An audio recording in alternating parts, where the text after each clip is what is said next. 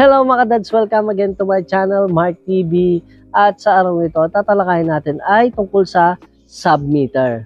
So kung naalala nyo or napanood nyo na yung video to, ito yung submeter, paano mag-wiring at mag-install ng submeter.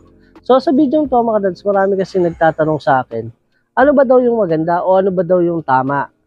Nauna ba daw yung breaker bago submeter o submeter bago yung breaker? At ito na nga mga dads, so umpisahan natin siya sa poste namin mga dads. Sa mga iba, hindi pa nakalagay yung mga metro nila sa poste. Kami, alos na sa poste na lahat ng metro namin.